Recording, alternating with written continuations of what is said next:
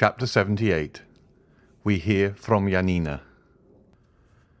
If Valentine could have seen the trembling step and agitated countenance of Franz when he quitted the chamber of Monsieur Noirtier, even she would have been constrained to pity him.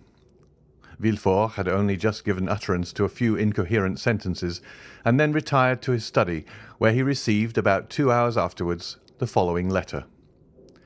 After all the disclosures which were made this morning, Monsieur Noirtier de Villefort must see the utter impossibility of any alliance being formed between his family and that of Monsieur Franz d'Épinay. Monsieur d'Épinay must say that he is shocked and astonished that Monsieur de Villefort, who appeared to be aware of all the circumstances detailed this morning, should not have anticipated him in his announcement.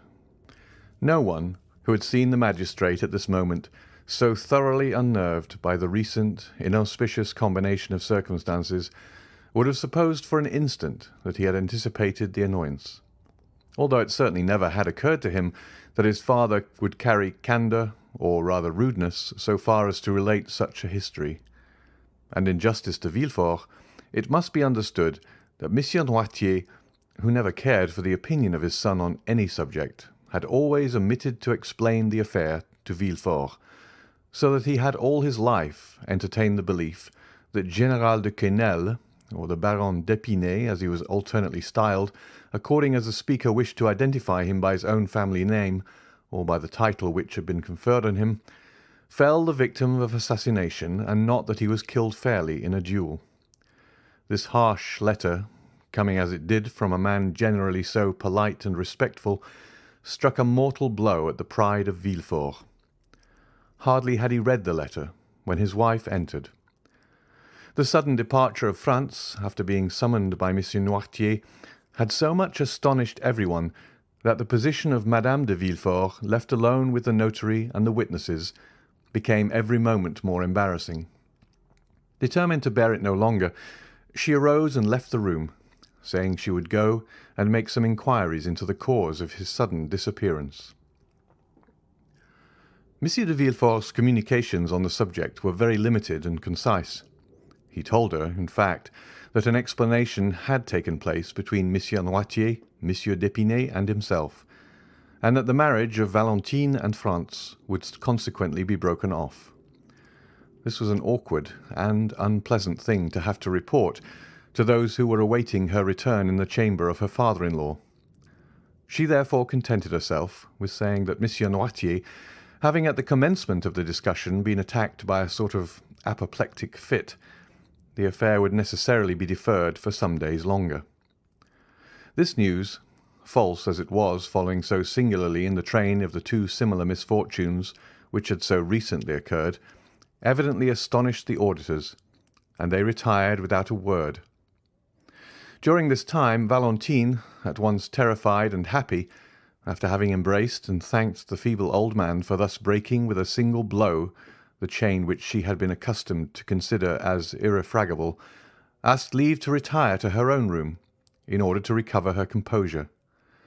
Noirtier looked the permission which she solicited, but instead of going to her own room, Valentine, having once gained her liberty, entered the gallery, and, opening a small door at the end of it, found herself at once in the garden.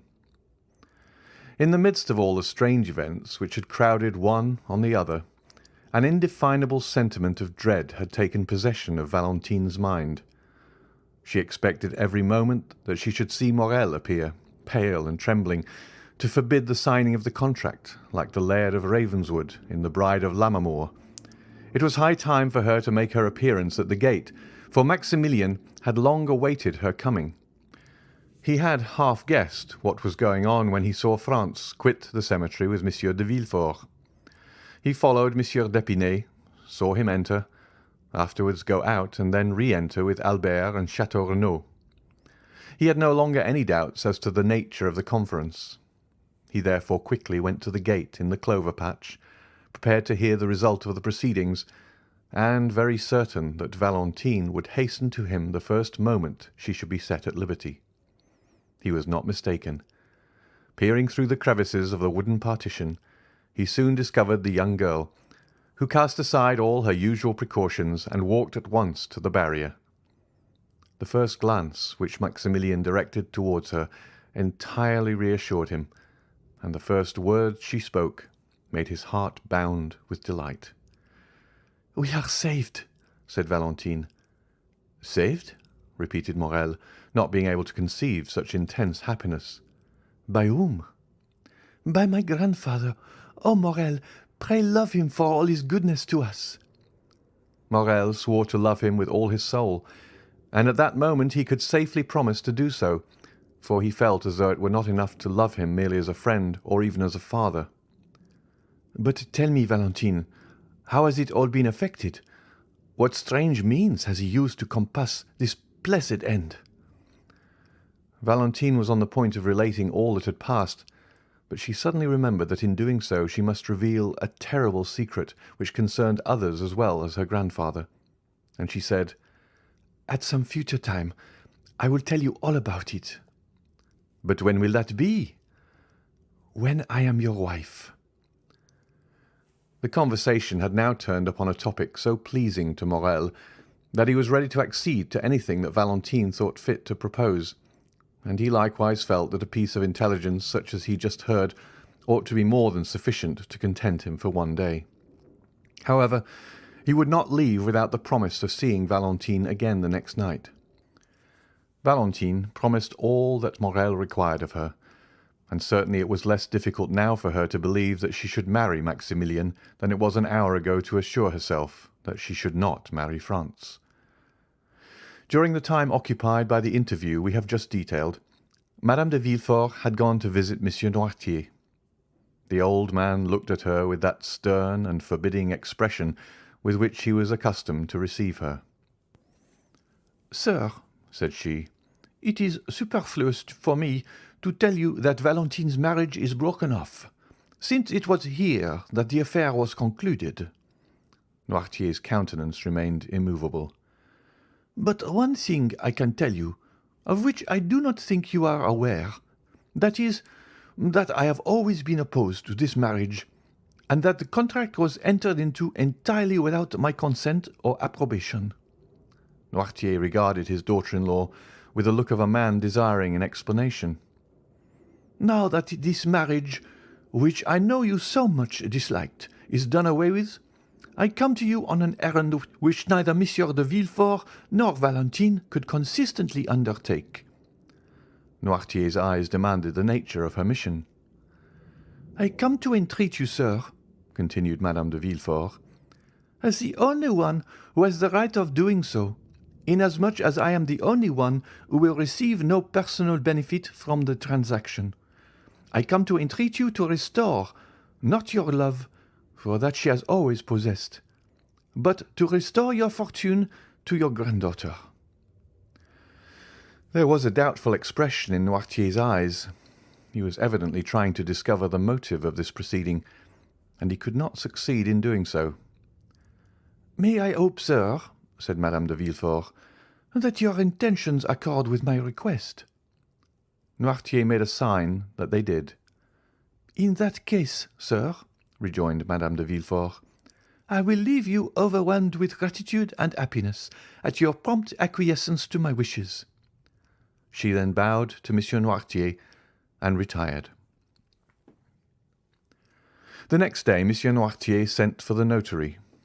The first will was torn up and a second made, in which he left the whole of his fortune to Valentine, on condition that she should never be separated from him. It was then generally reported that Mademoiselle de Villefort, the heiress of the Marquis and Marchioness of Saint-Méran, had regained the good graces of her grandfather, and that she would ultimately be in possession of an income of 300,000 livres. While all the proceedings relative to the dissolution of the marriage contract were being carried on at the house of Monsieur de Villefort, Monte Cristo had paid his visit to the Count of Morcerf, who, in order to lose no time in responding to Monsieur Danglars' wishes, and at the same time to pay all due deference to his position in society, donned his uniform of lieutenant-general, which he ornamented with all his crosses, and thus attired, ordered his finest horses, and drove to the Rue de la Chausse-d'Antin. Danglars was balancing his monthly accounts, and it was perhaps not the most favourable moment for finding him in his best humour. At the first sight of his old friend, Danglars assumed his majestic air and settled himself in his easy-chair. Morcerf, usually so stiff and formal, accosted the banker in an affable and smiling manner, and, feeling sure that the overture he was about to make would be well received, he did not consider it necessary to adopt any manoeuvres in order to gain his end, but went at once straight to the point. "Well, Baron," said he, "here I am at last. Some time has elapsed since our plans were formed, and they are not yet executed." Morcerf paused at these words, quietly waiting till the cloud should have dispersed which had gathered on the brow of Danglars, and which he attributed to his silence. But on the contrary, to his great surprise, it grew darker and darker. "To what do you allude, monsieur?" said Danglars, as if he were trying in vain to guess at the possible meaning of the general's words. "Ah," said Morcerf, "I see you are a stickler for forms, my dear sir, and you would remind me that the ceremonial rites should not be omitted. Ma foi, I beg your pardon, but as I have but one son, and it is the first time I have ever thought of marrying him, I am still serving my apprenticeship, you know. Come, I will reform." And Morcerf, with a forced smile, arose, and making a low bow to Monsieur Danglars, said, "Baron, I have the honour of asking of you the hand of Mademoiselle Eugénie Danglars for my son, the Vicomte Albert de Morcerf." But Danglars, instead of receiving this address in the favourable manner which Morcerf had expected, knit his brow, and without inviting the Count, who was still standing, to take a seat, he said, "Monsieur, it will be necessary to reflect before I give you an answer." "To reflect?" said Morcerf, more and more astonished. "Have you not had enough time for reflection during the 8 years which have elapsed since this marriage was first discussed between us?" "Count," said the banker, "things are constantly occurring in the world to induce us to lay aside our most established opinions, or at all events to cause us to remodel them according to the change of circumstances which may have placed affairs in a totally different light to that in which we at first viewed them." "I do not understand you, Baron," said Morcerf. "What I mean to say is this, sir, that during the last fortnight unforeseen circumstances have occurred." "Excuse me," said Morcerf, "but is it a play we are acting?" "A play?"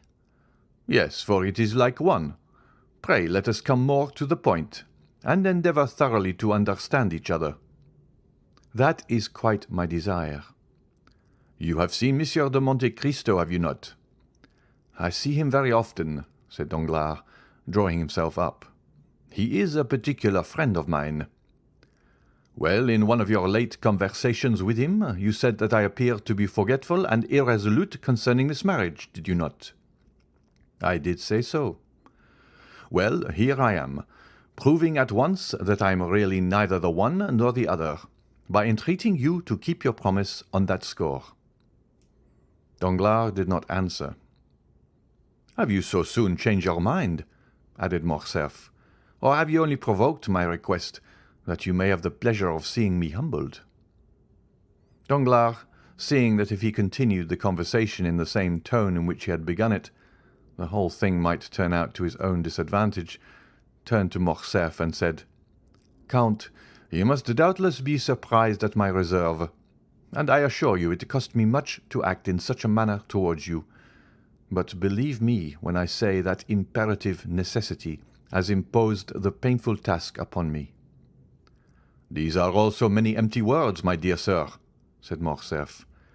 "They might satisfy a new acquaintance, but the Comte de Morcerf does not rank in that list, and when a man like him comes to another, recalls to him his plighted word, and this man fails to redeem the pledge, he has at least a right to exact from him a good reason for doing so." Danglars was a coward, but did not wish to appear so.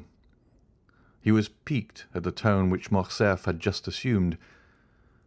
"I am not without a good reason for my conduct," replied the banker. "What do you mean to say?" "I mean to say that I have good reason, but that it is difficult to explain. You must be aware, at all events, that it is impossible for me to understand motives before they are explained to me. But one thing at least is clear, which is that you decline allying yourself with my family." "No, sir," said Danglars. "I merely suspend my decision, that is all." "And do you really flatter yourself that I shall yield to all your caprice, and quietly and humbly await the time of again being received into your good graces?" "Then, Count, if you will not wait, we must look upon these projects as if they had never been entertained." The Count bit his lips till the blood almost started. To prevent the ebullition of anger which his proud and irritable temper scarcely allowed him to restrain, understanding, however, that in the present state of things the laugh would decidedly be against him, he turned from the door towards which he had been directing his steps, and again confronted the banker. A cloud settled on his brow, evincing decided anxiety and uneasiness, instead of the expression of offended pride which had lately reigned there. "My dear Danglars," said Morcerf, "we have been acquainted for many years, and consequently we ought to make some allowance for each other's failings. You owe me an explanation, and really it is but fair that I should know what circumstance has occurred to deprive my son of your favour." "It is from no personal ill-feeling towards the Viscount, that is all I can say, sir," replied Danglars, who resumed his insolent manner as soon as he perceived that Morcerf was a little softened and calmed down. "And towards whom do you bear this personal ill-feeling, then?" said Morcerf, turning pale with anger. The expression of the Count's face had not remained unperceived by the banker. He fixed on him a look of greater assurance than before, and said, "You may perhaps be better satisfied that I should not go farther into particulars." A tremor of suppressed rage shook the whole frame of the Count, and making a violent effort over himself, he said, "I have a right to insist on your giving me an explanation. Is it Madame de Morcerf who has displeased you? Is it my fortune which you find insufficient? Is it because my opinions differ from yours?" "Nothing of the kind, sir," replied Danglars. "If such had been the case, I only should have been to blame, inasmuch as I was aware of all these things when I made the engagement. No, do not seek any longer to discover the reason. I really am quite ashamed to have been the cause of your undergoing such severe self-examination. Let us drop the subject and adopt the middle course of delay, which implies neither a rupture nor an engagement. Ma foi, there is no hurry. My daughter is only 17 years old, and your son 21. While we wait, time will be progressing, events will succeed each other. Things which in the evening look dark and obscure appear but too clearly in the light of morning, and sometimes the utterance of one word or the lapse of a single day will reveal the most cruel calumnies." "Calumnies, did you say, sir?" cried Morcerf, turning livid with rage. "Does anyone dare to slander me?" "Monsieur, I told you that I considered it best to avoid all explanation." "Then, sir, I am patiently to submit to your refusal?" "Yes, sir, although I assure you the refusal is as painful for me to give as it is for you to receive, for I had reckoned on the honour of your alliance, and the breaking off of a marriage contract always injures the lady more than the gentleman." "Enough, sir," said Morcerf. "We will speak no more on the subject." And clutching his gloves in anger, he left the apartment. Danglars observed that during the whole conversation Morcerf had never once dared to ask if it was on his own account that Danglars recalled his word. That evening he had a long conference with several friends, and Monsieur Cavalcanti, who had remained in the drawing-room with the ladies, was the last to leave the banker's house. The next morning, as soon as he awoke, Danglars asked for the newspapers. They were brought to him. He laid aside 3 or 4, and at last fixed on the Impartial, the paper of which Beauchamp was the chief editor. He hastily tore off the cover, opened the journal with nervous precipitation, passed contemptuously over the Paris jottings, and arriving at the miscellaneous intelligence, stopped with a malicious smile at a paragraph headed, "We hear from Janina." "Very good," observed Danglars, after having read the paragraph. "Here is a little article on Colonel Fernand, which, if I am not mistaken, would render the explanation which the Comte de Morcerf required of me perfectly unnecessary." At the same moment, that is, at 9 o'clock in the morning, Albert de Morcerf, dressed in a black coat, buttoned up to his chin, might have been seen walking with a quick and agitated step in the direction of Monte Cristo's house in the Champs-Élysées. When he presented himself at the gate, the porter informed him that the Count had gone out about half an hour previously. "Did he take the Baptistin with him?" "No, my lord." "Call him, then. I wish to speak to him." The concierge went to seek the valet de chambre, and returned with him in an instant. "My good friend," said Albert, "I beg pardon for my intrusion, but I was anxious to know from your own mouth if your master was really out or not." "He is really out, sir," replied Baptistin. "Out even to me?" "I know how happy my master always is to receive the Vicomte," said Baptistin, "and I should therefore never think of including him in any general order." "You are right. And now I wish to see him on an affair of great importance. Do you think it will be long before he comes in?" "No, I think not, for he ordered his breakfast at 10 o'clock." "Well, I will go and take a turn in the Champs-Élysées, and at 10 o'clock I will return here.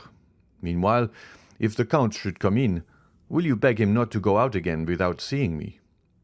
"You may depend on my doing so, sir," said Baptistin. Albert left the cab in which he had come at the Count's door, intending to take a turn on foot.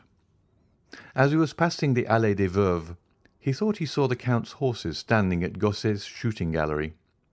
He approached, and soon recognized the coachman. "Is the Count shooting in the gallery?" said Morcerf. "Yes, sir," replied the coachman. While he was speaking, Albert had heard the report of 2 or 3 pistol shots. He entered, and on his way met the waiter. "Excuse me, my lord," said the lad, "but will you have the kindness to wait a moment?" "Wait for Philippe?"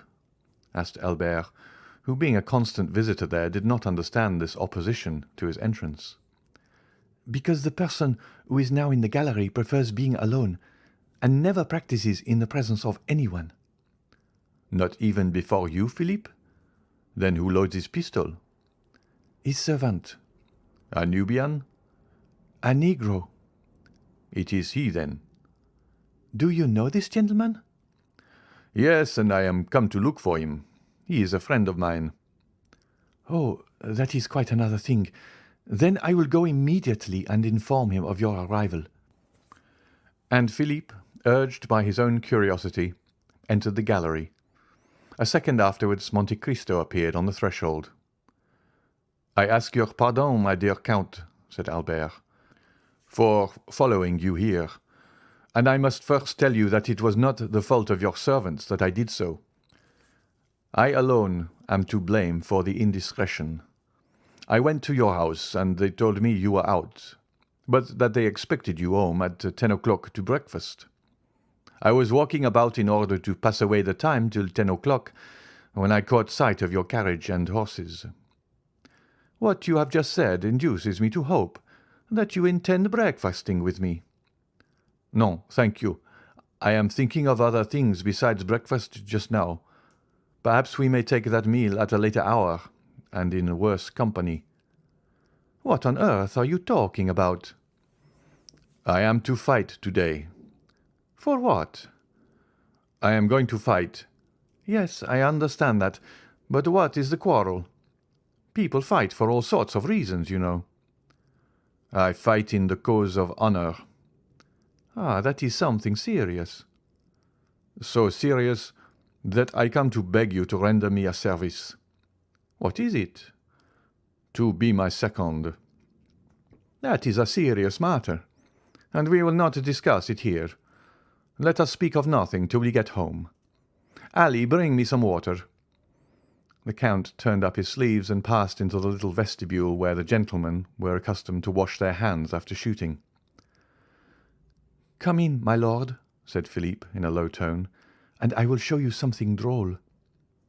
Morcerf entered, and in place of the usual target he saw some playing cards fixed against the wall. At a distance Albert thought it was a complete suit, for he counted from the ace to the 10. "Aha!" said Albert. "I see you are preparing for a game of cards." "No," said the Count. "I was making a suit." "How?" said Albert. "Those are really aces and twos which you see, but my shots have turned them into 3s, 5s, 7s, 8s, 9s, and 10s." Albert approached. In fact, the bullets had actually pierced the cards in the exact places which the painted signs would otherwise have occupied, the lines and distances being as regularly kept as if they had been ruled with pencil. "Diable!" said Morcerf. "What would you have, my dear Viscount?" said Monte Cristo, wiping his hands on the towel which Ali had brought him. "I must occupy my leisure moments in some way or other. But come, I am waiting for you." Both men entered Monte Cristo's carriage, which in the course of a few minutes deposited them safely at number 30. Monte Cristo took Albert into his study, and pointing to a seat, placed another for himself. "Now let us talk the matter over quietly," said the Count.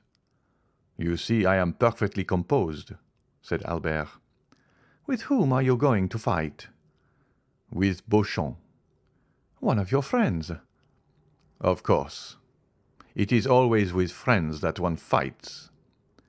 "I suppose you have some cause of quarrel?" "I have." "What has he done to you?" "There appeared in his journal last night.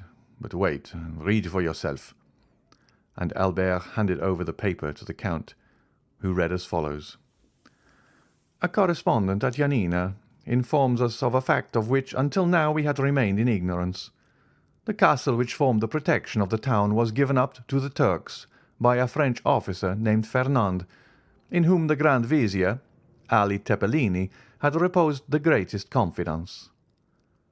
"Well," said Monte Cristo, "what do you see in that to annoy you?" "What do I see in it?" "Yes, what does it signify to you if the castle of Yanina was given up by a French officer?" "It signifies to my father, the Count of Morcerf, whose Christian name is Fernand." "Did your father serve under Ali Pasha?" "Yes, that is to say, he fought for the independence of the Greeks, and hence arises the calumny." "Oh, my dear Viscount, do talk reason." "I do not desire to do otherwise." "Now just tell me, who the devil should know in France that the officer Fernand and the Count of Morcerf are one and the same person? And who cares now about Yanina, which was taken as long ago as the year 1822 or 1823? "That just shows the meanness of this slander.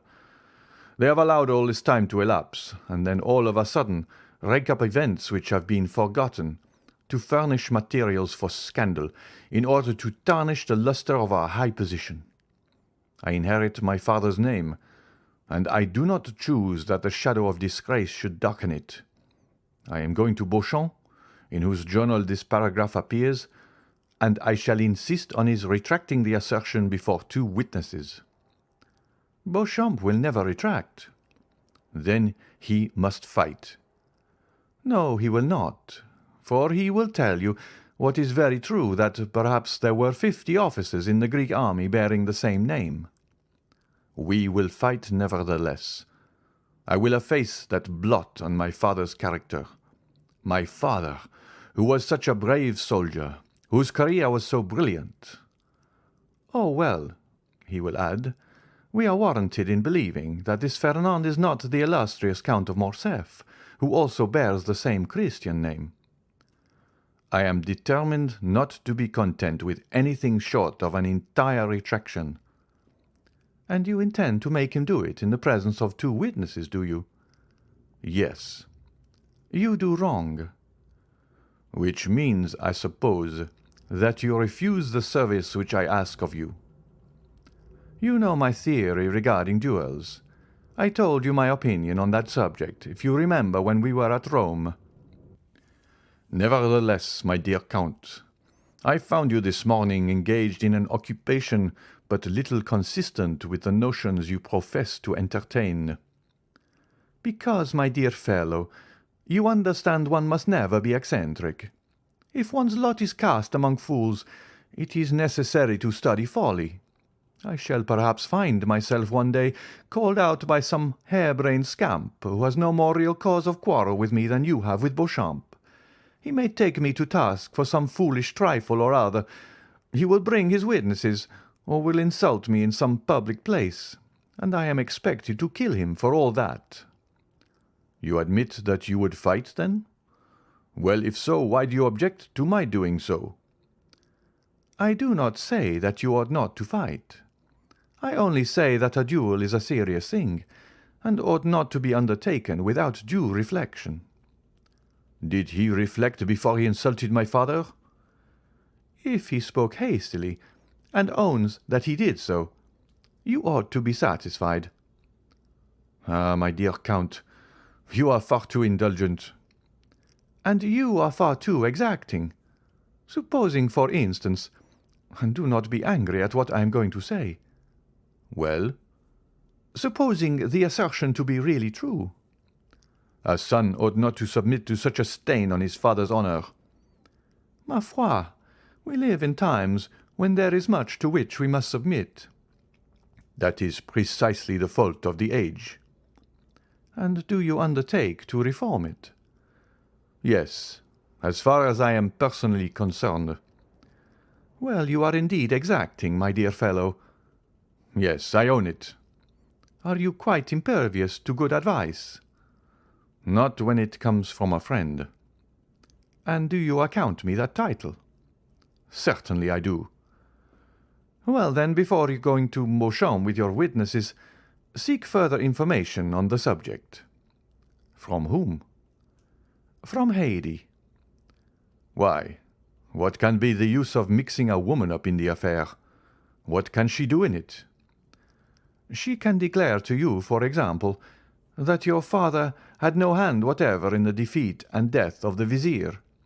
Or if by chance he had, indeed, the misfortune to— I have told you, my dear Count, that I would not for one moment admit of such a proposition. You reject this means of information, then? I do, most decidedly.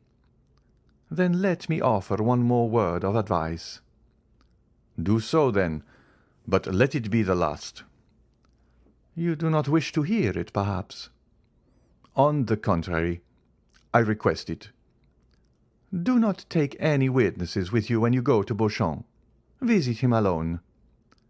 That would be contrary to old custom. Your case is not an ordinary one.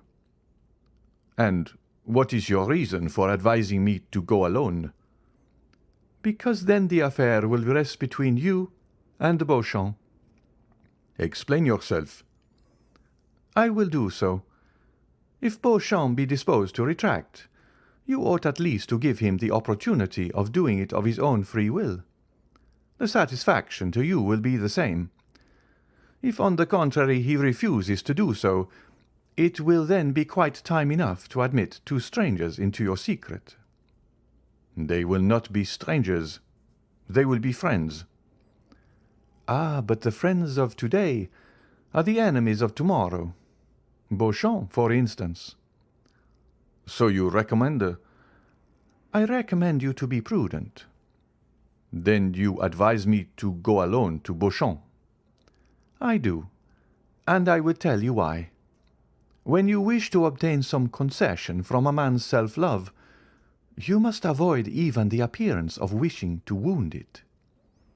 I believe you are right. I am glad of it. Then I will go alone. Go, but you would do better still by not going at all. That is impossible. Do so, then. It will be a wiser plan than the first which you proposed. But if, in spite of all my precautions, I am at last obliged to fight. Will you not be my second?" "My dear Viscount," said Monte Cristo gravely, "you must have seen before to-day that at all times and in all places I have been at your disposal. But the service which you have just demanded of me is one which is out of my power to render you." "Why?" "Perhaps you may know at some future period, and in the meantime I request you to excuse my declining to put you in possession of my reasons." "Well, I will have France and Château Renaud. They will be the very men for it." "Do so, then."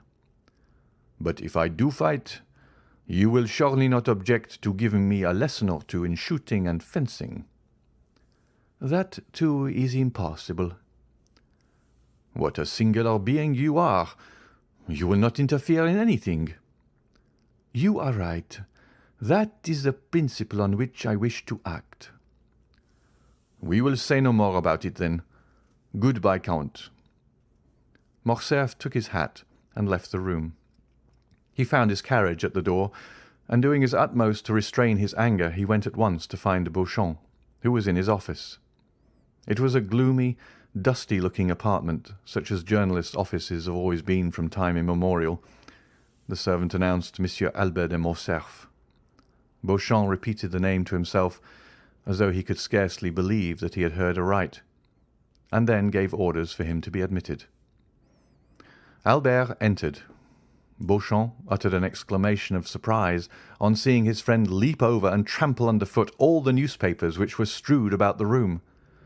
This way, my dear Albert," said he, holding out his hand to the young man. "Are you out of your senses? Or do you come peaceably to take breakfast with me? Try and find a seat. There is one by that geranium, which is the only thing in the room to remind me that there are other leaves in the world besides leaves of paper." "Beauchamp," said Albert, "it is of your journal that I come to speak." "Indeed? What do you wish to say about it?" "I desire that a statement contained in it should be rectified." "To what do you refer? But pray sit down." "Thank you," said Albert with a cold and formal bow. "Will you now have the kindness to explain the nature of the statement which has displeased you?" "An announcement has been made which implicates the honor of a member of my family." "What is it?" said Beauchamp, much surprised. "Surely you must be mistaken." "The story sent you from Janina." "Janina?" "Yes. Really, you appear to be totally ignorant of the cause which brings me here." "Such is really the case, I assure you. Upon my honor. Baptiste, give me yesterday's paper," cried Beauchamp. "Here, I have brought mine with me," replied Albert. Beauchamp took the paper and read the article to which Albert pointed in an undertone. "You see, it is a serious annoyance," said Morcerf, when Beauchamp had finished the perusal of the paragraph. "Is the officer referred to a relation of yours, then?" demanded the journalist. "Yes," said Albert, blushing. "Well, what do you wish me to do for you?" said Beauchamp mildly. "My dear Beauchamp, I wish you to contradict this statement." Beauchamp looked at Albert with a benevolent expression. "Come," said he, "this matter will want a good deal of talking over. A retraction is always a serious thing, you know. Sit down, and I will read it again." Albert resumed his seat, and Beauchamp read with more attention than at first the lines denounced by his friend. "Well," said Albert in a determined tone, "you see that your paper has insulted a member of my family, and I insist on a retraction being made." "You insist?" "Yes, I insist." "Permit me to remind you that you are not in the chamber, my dear Viscount." "Nor do I wish to be there," replied the young man, rising. "I repeat that I am determined to have the announcement of yesterday contradicted. You have known me long enough," continued Albert, biting his lips convulsively, for he saw that Beauchamp's anger was beginning to rise.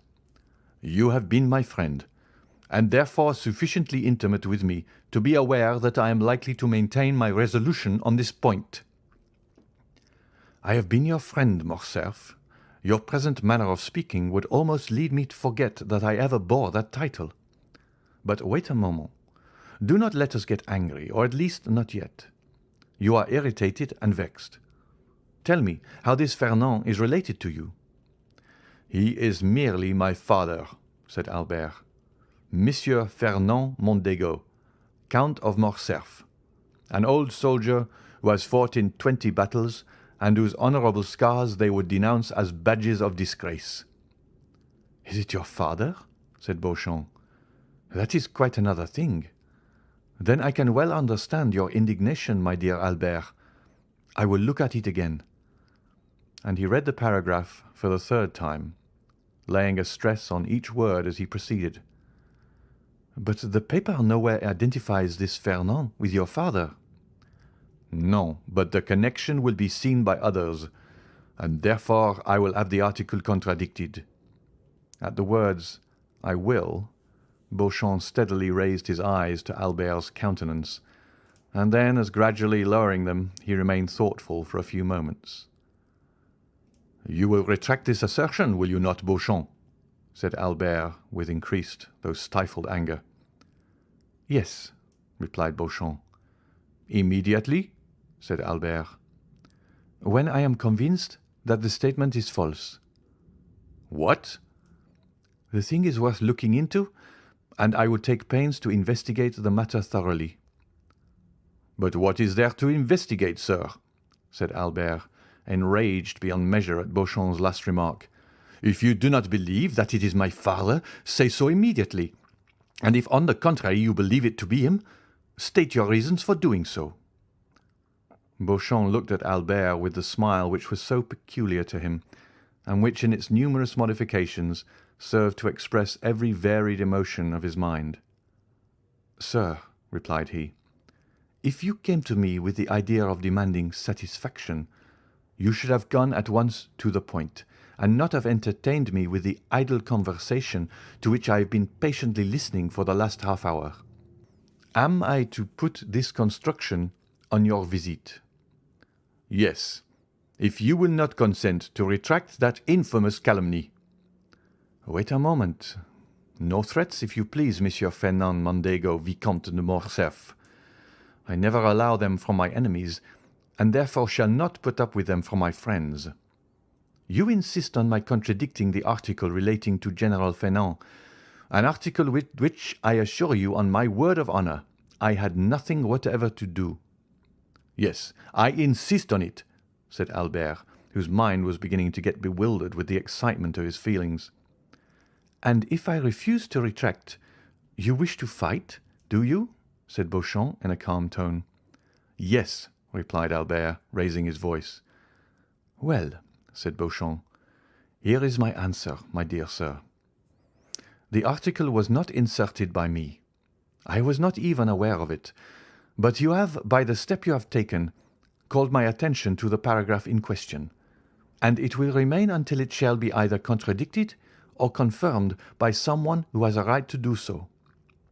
"Sir," said Albert, rising, "I will do myself the honour of sending my seconds to you, and you will be kind enough to arrange with them the place of meeting and the weapons." "Certainly, my dear sir." "And this evening, if you please, or tomorrow at the latest, we will meet." No, I will be on the ground at the proper time, but in my opinion, and I have a right to dictate the preliminaries, as it is I who have received the provocation, in my opinion the time ought not to be yet.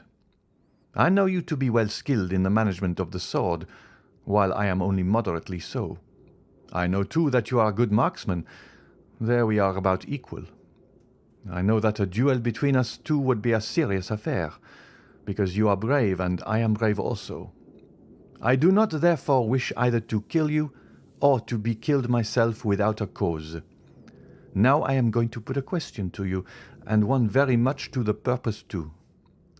Do you insist on this retraction so far as to kill me if I do not make it, although I have repeated more than once and affirmed on my honour that I was ignorant of the thing with which you charge me, and although I still declare that it is impossible for anyone but you to recognize the Count of Morcerf under the name of Fernand? I maintain my original resolution." "Very well, my dear sir. Then I consent to cut throats with you. But I require 3 weeks' preparation.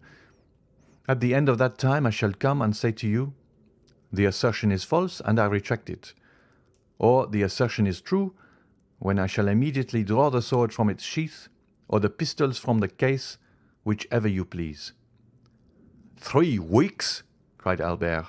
"They will pass as slowly as 3 centuries, when I am all the time suffering dishonour."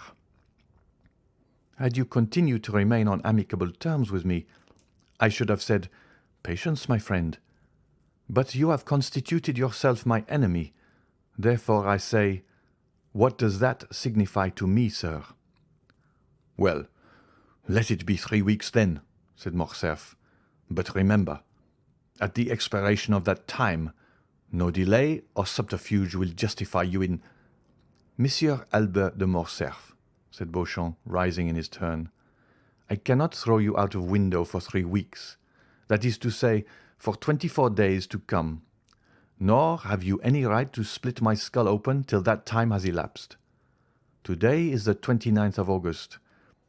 The 21st of September will, therefore, be the conclusion of the term agreed on.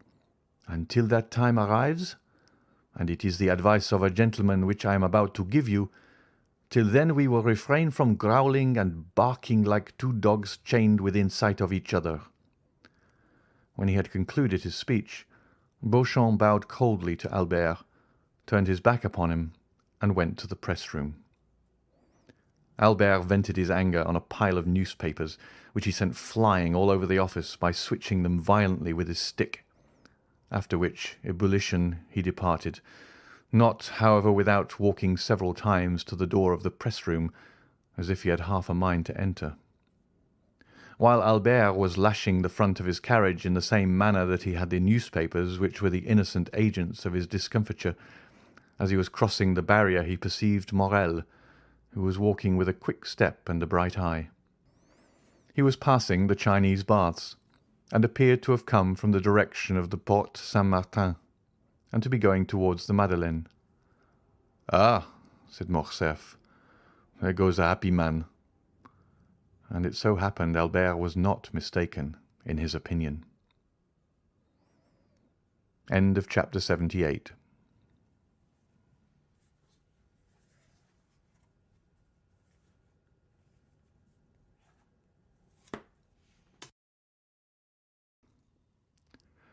Chapter 79. The Lemonade. Morel was, in fact, very happy. Mr. Noirtier had just sent for him, and he was in such haste to know the reason of his doing so that he had not stopped to take a cab, placing infinitely more dependence on his own 2 legs than on the 4 legs of a cab-horse. He had therefore set off at a furious rate from the Rue Meslay, and was hastening with rapid strides in the direction of the Faubourg Saint-Honoré. Morel advanced with a firm, manly tread, and poor Barrois followed him as he best might. Morel was only 31. Barrois was 60 years of age. Morel was deeply in love, and Barrois was dying with heat and exertion. These 2 men, thus opposed in age and interests, resembled 2 parts of a triangle, presenting the extremes of separation, yet nevertheless possessing their point of union.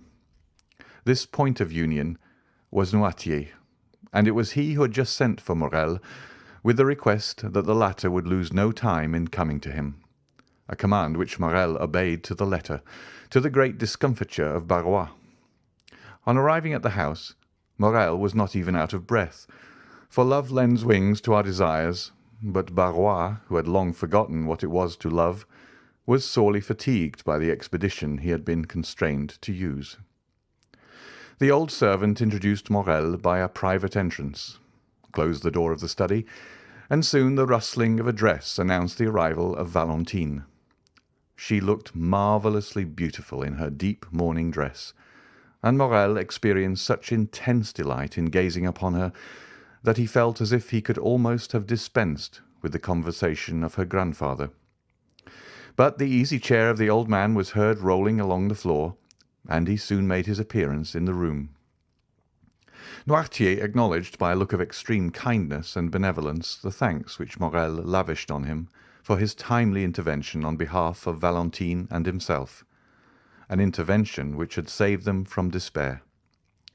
Morel then cast on the invalid an interrogative look as to new favour which he designed to bestow on him. Valentine was sitting at a little distance from them, timidly awaiting the moment when she should be obliged to speak. Noirtier fixed his eyes on her.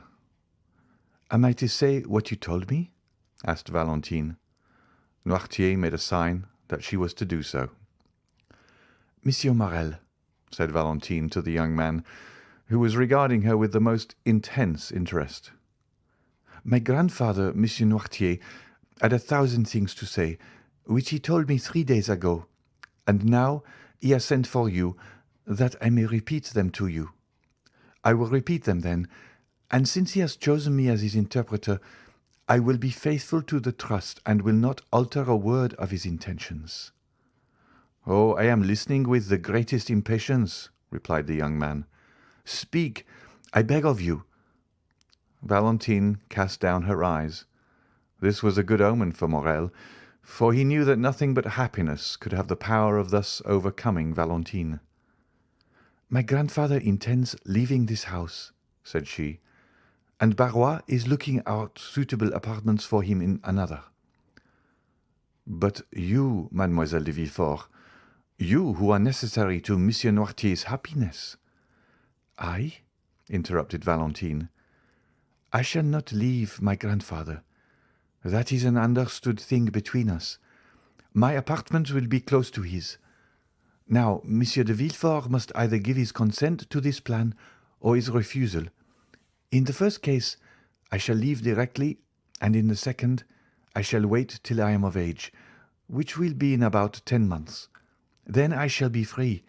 I shall have an independent fortune and—" "And what?" demanded Morel. "And with my grandfather's consent, I shall fulfill the promise which I have made you." Valentine pronounced these last few words in such a low tone that nothing but Morel's intense interest in what she was saying could have enabled him to hear them. "Have I not explained your wishes, grandpapa?" said Valentine, addressing Noirtier. "Yes," looked the old man. "Once under my grandfather's roof, Monsieur Morel can visit me in the presence of my good and worthy protector. If we still feel that the union we contemplated will be likely to ensure our future comfort and happiness, in that case I shall expect Monsieur Morel to come and claim me at my own hands. But alas, I have heard it said that hearts inflamed by obstacles to their desire grew cold in time of security. I trust we shall never find it so in our experience." "Oh!" cried Morel, almost tempted to throw himself on his knees before Noirtier and Valentine, and to adore them as two superior beings. "What have I ever done in my life to merit such unbounded happiness?" "Until that time," continued the young girl in a calm and self-possessed tone of voice, "we will conform to circumstance, and be guided by the wishes of our friends, so long as those wishes do not tend finally to separate us. In a word, and I repeat it because it expresses all I wish to convey, we will wait." "And I swear to make all the sacrifices which this word imposes, sir," said Morel, "not only with resignation, but with cheerfulness." "Therefore," continued Valentine, looking playfully at Maximilien, "no more inconsiderate actions, no more rash projects, for you surely would not wish to compromise one who from this day regards herself as destined honourably and happily to bear your name." Morel looked obedience to her commands. Noirtier regarded the lovers with a look of ineffable tenderness, while Barrois, who had remained in the room in the character of a man privileged to know everything that passed, smiled on the youthful couple as he wiped the perspiration from his bald forehead. "How hot you look, my good Barrois," said Valentine. "Ah, I have been running very fast, mademoiselle. But I must do Monsieur Morel the justice to say that he ran still faster." Noirtier directed their attention to a waiter, on which was placed a decanter containing lemonade and a glass. The decanter was nearly full, with the exception of a little which had been already drunk by Monsieur Noirtier. "Come, Barrois," said the young girl, "take some of this lemonade. I see you are coveting a good draught of it." "The fact is, mademoiselle," said Barrois, "I am dying with thirst, and since you are so kind as to offer it to me, I cannot say I should at all object to drinking your health in a glass of it." "Take some, then, and come back immediately." Barrois took away the waiter, and hardly was he outside the door, which in his haste he forgot to shut, than they saw him throw back his head and empty to the very dregs the glass which Valentine had filled. Valentine and Morel were exchanging their adieux in the presence of Noirtier when a ring was heard at the door-bell. It was the signal of a visit. Valentine looked at her watch. "It is past noon," said she, "and to-day is Saturday. I dare say it is the doctor, grandpapa." Noirtier looked his conviction that she was right in her supposition. "He will come in here, and Monsieur Morel had better go. Do you not think so, grandpapa?" "Yes," signed the old man. "Barrois!" cried Valentine. "Barrois!" "I am coming, mademoiselle," replied he. "Barrois will open the door for you," said Valentine, addressing Morel. "And now remember one thing, monsieur officer, that my grandfather commands you not to take any rash or ill-advised step which would be likely to compromise our happiness." "I promised him to wait," replied Morel, "and I will wait." At this moment Barrois entered. "Who rang?" asked Valentine. "Dr. d'Avrigny," said Barrois, staggering as if he would fall. "What is the matter, Barrois?" said Valentine. The old man did not answer, but looked at his master with wild, staring eyes, while with his cramped hand he grasped a piece of furniture to enable him to stand upright. "He is going to fall!" cried Morel. The rigours which had attacked Barrois gradually increased. The features of the face became quite altered, and the convulsive movement of the muscles appeared to indicate the approach of a most serious nervous disorder. Noirtier, seeing Barrois in this pitiable condition, showed by his looks all the various emotions of sorrow and sympathy which can animate the heart of a man. Barrois made some steps towards his master. "Ah, sir," said he, "tell me what is the matter with me. I am suffering. I cannot see. 1,000 fiery darts are piercing my brain. Oh, don't touch me. Pray don't." By this time his haggard eyes had the appearance of being ready to start from their sockets. His head fell back, and the lower extremities of the body began to stiffen. Valentine uttered a cry of horror. Morel took her in his arms as if to defend her from some unknown danger. "Monsieur d'Avrigny! Monsieur d'Avrigny!" cried she in a stifled voice. "Help! Help!" Barrois turned round and with a great effort stumbled a few steps, then fell at the feet of Noirtier, and resting his hand on the knee of the invalid, exclaimed, "My master! My good master!" At this moment Monsieur de Villefort, attracted by the noise, appeared on the threshold. Morel relaxed his hold of Valentine, and retreating to a distant corner of the room, remained half hidden behind a curtain. Pale as if he had been gazing on a serpent, he fixed his terrified eye on the agonized sufferer. Noirtier, burning with impatience and terror, was in despair at his utter inability to help his old domestic, whom he regarded more in the light of a friend than a servant. One might be the fearful swelling of the veins of his forehead, and the contraction of the muscles around the eye trace the terrible conflict which was going on between the living, energetic mind and the inanimate and helpless body. Barrois, his features convulsed, his eyes suffused with blood, and his head thrown back, was lying at full length, beating the floor with his hands, while his legs had become so stiff that they looked as if they would break rather than bend. A slight appearance of foam was visible around the mouth, and he breathed painfully and with extreme difficulty. Villefort seemed stupefied with astonishment, and remained gazing intently on the scene before him without uttering a word. He had not seen Morrel. After a moment of dumb contemplation, during which his face became pale and his hair seemed to stand on end, he sprang toward the door, crying out, "Doctor! Doctor! Come instantly! Pray come!" "Madame! Madame!" cried Valentine, calling her stepmother, and running upstairs to meet her. "Come, quick, quick, and bring your bottle of smelling salts with you." "What is the matter?" said Madame de Villefort in a harsh and constrained tone. "Oh, come, come!" "But where is the doctor?" exclaimed Villefort. "Where is he?" Madame de Villefort now deliberately descended the staircase. In one hand she held her handkerchief, with which she appeared to be wiping her face, and in the other a bottle of English smelling salts. Her first look on entering the room was at Noirtier, whose face, independent of the emotion which such a scene could not fail of producing, proclaimed him to be in possession of his usual health. Her second glance was at the dying man. She turned pale, and her eye passed quickly from the servant and rested on the master.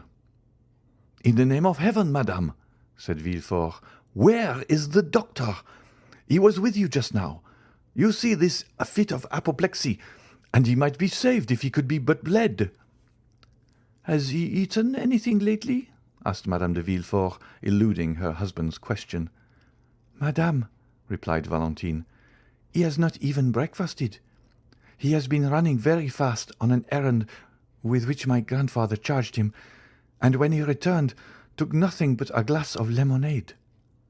"Ah," said Madame de Villefort, "why did he not take wine? Lemonade was a very bad thing for him." "Grandpapa's bottle of lemonade was standing just by his side. Poor Barrois was very thirsty, and was thankful to drink anything he could find." Madame de Villefort started. Noirtier looked at her with a glance of the most profound scrutiny. "He was such a short neck," said she. "Madame," said Villefort, "I ask where is Monsieur d'Avrigny? In God's name, answer me." "He is with Edward, who is not quite well," replied Madame de Villefort, no longer being able to avoid answering. Villefort rushed upstairs to fetch him. "Take this," said Madame de Villefort, giving her smelling bottle to Valentine. "They will no doubt bleed him, therefore I will retire, for I cannot endure the sight of blood." And she followed her husband upstairs. Morrel now emerged from his hiding-place, where he had remained quite unperceived, so great had been the general confusion. "Go away as quick as you can, Maximilian," said Valentine, "and stay till I send for you. Go." Morrel looked towards Noirtier for permission to retire. The old man, who had preserved all his usual coolness, made a sign to him to do so. The young man pressed Valentine's hand to his lips, then left the house by a back staircase. At the same moment that he quitted the room, Villefort and the doctor entered by an opposite door. Barrois was now showing signs of returning consciousness. The crisis seemed past. A low moaning was heard, and he raised himself on one knee. d'Avrigny and Villefort laid him on a couch. "What do you prescribe, doctor?" demanded Villefort. "Give me some water and ether. You have some in the house, have you not?" "Yes."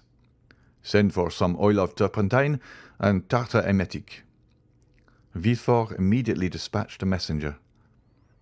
"And now let everyone retire."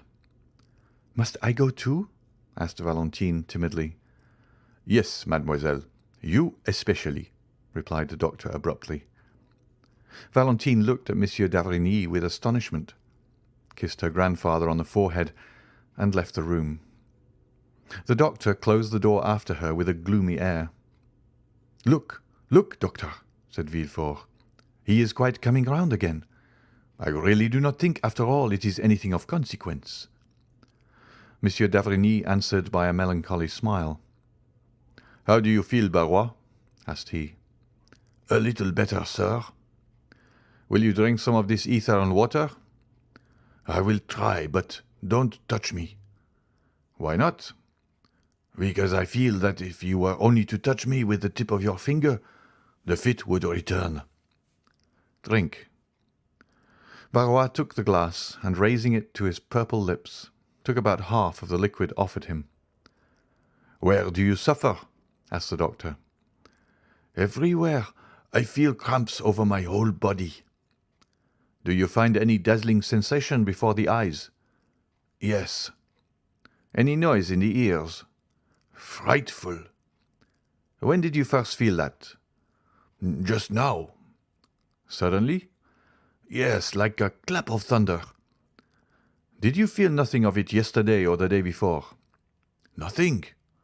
"No drowsiness?" "None." "What have you eaten today?" "I have eaten nothing. I only drank a glass of my master's lemonade, that's all." And Barrois turned towards Noirtier, who, immovably fixed in his armchair, was contemplating this terrible scene without allowing a word or a movement to escape him. "Where is this lemonade?" asked the doctor eagerly. "Downstairs, in the decanter." "Whereabouts downstairs?" "In the kitchen." "Shall I go and fetch it, doctor?" inquired Villefort. "No. Stay here and try to make Barrois drink the rest of this glass of ether and water. "I will go myself and fetch the lemonade." D'avrigny bounded towards the door, flew down the back staircase, and almost knocked down Madame de Villefort in his haste, who was herself going down to the kitchen. She cried out, but d'Avrigny paid no attention to her. Possessed with but one idea, he cleared the last 4 steps with a bound and rushed into the kitchen, where he saw the decanter about 3 parts empty still standing on the waiter where it had been left. He darted upon it as an eagle would seize upon its prey, panting with loss of breath. He returned to the room he had just left. Madame de Villefort was slowly ascending the steps which led to her room. "Is this the decanter you spoke of?" asked d'Avrigny. "Yes, doctor." "Is this the same lemonade of which you partook?" "I believe so." "What did it taste like?" "It had a bitter taste." The doctor poured some drops of the lemonade into the palm of his hand, put his lips to it, and after having rinsed his mouth as a man does when he is tasting wine, he spat the liquor into the fireplace. "It is no doubt the same," said he. "Did you drink some too, Monsieur Noirtier?" "Yes." "And did you also discover a bitter taste?" "Yes." "Oh, doctor," cried Barrois, "the fit is coming on again. Oh, do something for me." The doctor flew to his patient. "That emetic, Villefort. See if it is coming." Villefort sprang into the passage, exclaiming, "The emetic! The emetic! Is it come yet?" No one answered. The most profound terror reigned throughout the house.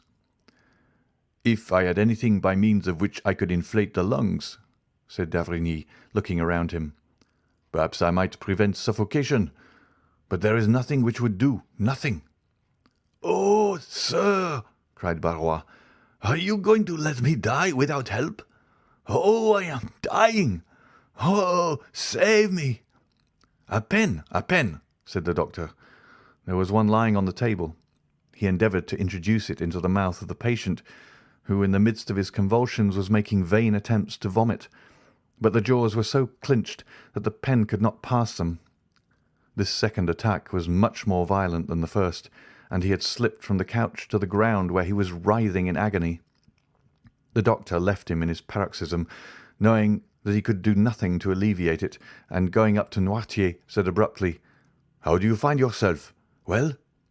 "Yes." "Have you any weight on the chest, or does your stomach feel light and comfortable? Eh?" "Yes." "Then you feel pretty much as you generally do, after you have had the dose which I am accustomed to give you every Sunday?" "Yes." "Did Barrois make your lemonade?"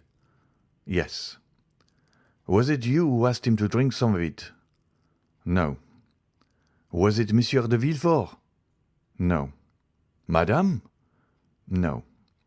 It was your granddaughter, then, was it not? Yes. A groan from Barrois, accompanied by a yawn which seemed to crack the very jawbones, attracted the attention of Monsieur d'Avrigny. He left Monsieur Noirtier and returned to the sick man.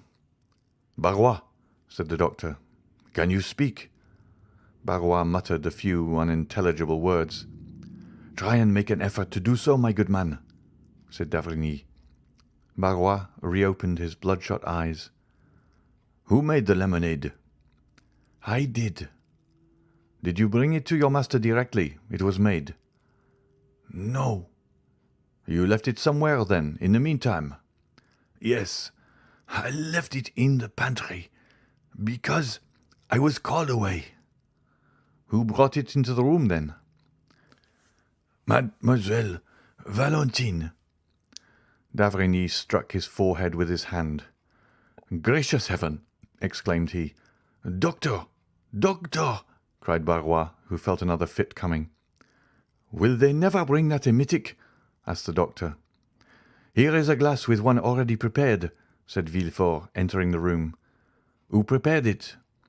"The chemist who came here with me." "Drink it," said the doctor to Barrois. "Impossible, doctor. It is too late. My throat is closing up. I am choking. Oh, my heart! Oh, my head! Oh, what agony! Shall I suffer like this long?" "No, no, friend," replied the doctor. "You will soon cease to suffer." "Oh, I understand you," said the unhappy man. "My God, have mercy upon me!" And uttering a fearful cry, Barrois fell back as if he had been struck by lightning. d'Avrigny put his hand to his heart and placed a glass before his lips. "Well?" said Villefort. "Go to the kitchen and get me some syrup of violets." Villefort went immediately. "Do not be alarmed, Monsieur Noirtier," said d'Avrigny. "I am going to take my patient into the next room to bleed him. This sort of attack is very frightful to witness." And taking Barrois under the arms, he dragged him into an adjoining room, but almost immediately he returned to fetch the lemonade. Noirtier closed his right eye. "You want Valentine, do you not? I will tell them to send her to you." Villefort returned, and d'Avrigny met him in the passage. "Well, how is he now?" asked he. "Come in here," said d'Avrigny, and he took him into the chamber where the sick man lay. "Is he still in a fit?" said the procureur. "He is dead." Villefort drew back a few steps, and clasping his hands, exclaimed with real amazement and sympathy, "Dead? And so soon, too?" "Yes, it is very soon," said the doctor, looking at the corpse before him. "But that ought not to astonish you. Monsieur and Madame de Saint-Méran died as soon. People die very suddenly in your house, Monsieur Villefort." "What?" cried the magistrate with an accent of horror and consternation. "Are you still harping on this terrible idea?" "Still, sir, and I shall always do so," replied d'Avrigny, "for it has never for one instant ceased to retain possession of my mind, and that you may be quite sure I am not mistaken this time, listen well to what I am going to say, Monsieur de Villefort." The magistrate trembled convulsively. "There is a poison which destroys life almost without leaving any perceptible traces. I know it well. I have studied it in all its forms and in the effects which it produces. I recognize the presence of this poison in the case of poor Barrois, as well as in that of Madame de Saint-Méran. There is a way of detecting its presence. It restores the blue color of litmus paper reddened by an acid, and it turns syrup of violets green. We have no litmus paper, but see, here, they come with the syrup of violets." The doctor was right. Steps were heard in the passage. Monsieur d'Avrigny opened the door and took from the hands of the chambermaid a cup which contained 2 or 3 spoonfuls of the syrup. He then carefully closed the door. "Look," said he to the procureur, whose heart beat so loudly that it might almost be heard. "Here is in this cup some syrup of violets, and this decanter contains the remainder of the lemonade of which Monsieur Noirtier and Barrois partook. If the lemonade be pure and inoffensive, the syrup will retain its colour. If, on the contrary, the lemonade be drugged with poison, the syrup will become green. Look closely." The doctor then slowly poured some drops of the lemonade from the decanter into the cup, and in an instant a light, cloudy sediment began to form at the bottom of the cup. This sediment first took a blue shade, then from the colour of sapphire it passed to that of opal, and from opal to emerald. Arrived at this last hue, it changed no more. The result of the experiment left no doubt whatever on the mind. "The unfortunate Barrois has been poisoned," said d'Avrigny, "and I will maintain this assertion before God and man." Villefort said nothing, but he clasped his hands, opened his haggard eyes, and, overcome with his emotion, sank into a chair. End of chapter 79.